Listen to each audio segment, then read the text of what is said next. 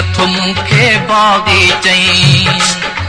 सिंध धरती सब खे प्यारी आ, सिंध धरती सब खे प्यारी आ, हित हर को होशू है मुआ, सब कहते गैरत तारी आ, तू की अथो मूंखे बाग़ी चई।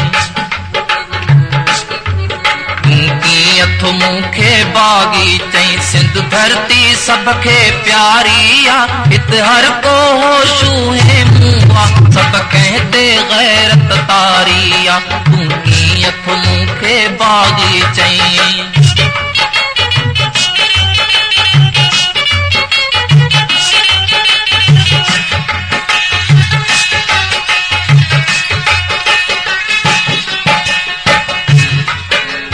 हको घुरण बगावत आ, बागिन सां तुंहिंजी अदावत आ।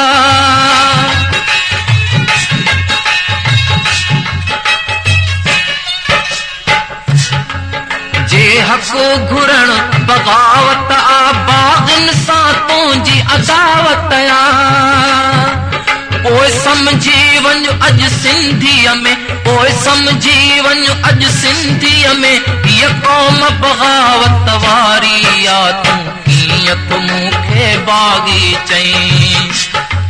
सिंध धरती हीअ जी जल, हीअ सिंधुड़ी सब खे प्यारी आ, हित हर को होशू है मुआ, सब कहते गैरत तारी आ, तू कीअं अथो मूंखे बाग़ी चई।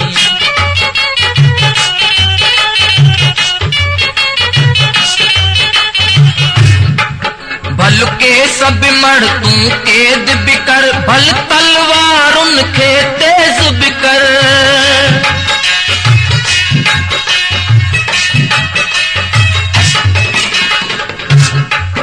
भल के सब मड़ तू कैद भी कर, भल तलवारुन खे तेज भी कर। जद मशर जी कंहिं मैदान लथा, जद मशर जी कंहिं मैदान लथा, पोइ मुंहिंजी तौबा ज़ारी आ, तू कीअं अथो मूंखे बाग़ी चई।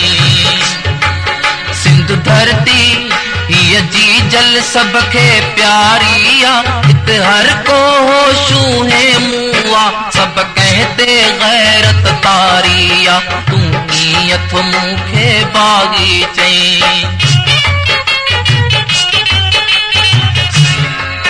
तू पाण ई चो तो छा न कयो, को हुरबो तोखां की न वयो।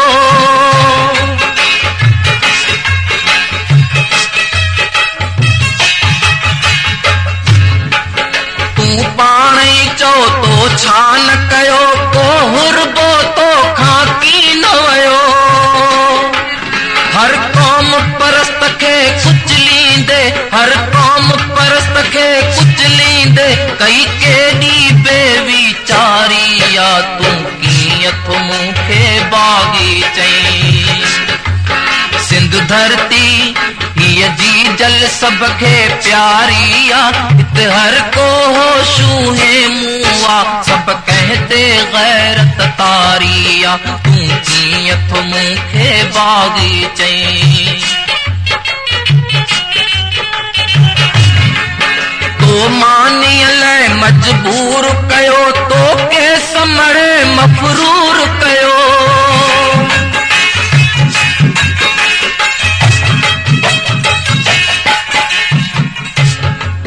तो मानीअ लाइ मजबूर कयो, तो के समड़े मफरूर कयो। तो धारन खे आबाद करे, तो धारन खे आबाद करे, तो धारन खे आबाद करे, सजी सिंध जी दिल आज़ारी आ, तू कीअं अथो मूंखे बाग़ी चई। सिंध धरती हीअ जी जल सब खे प्यारी आ, हित हर को होशू है मुआ, सब कहते गैरत तारी आ, तू कीअं अथो मूंखे बाग़ी चई, तू कीअं अथो मूंखे बाग़ी चई।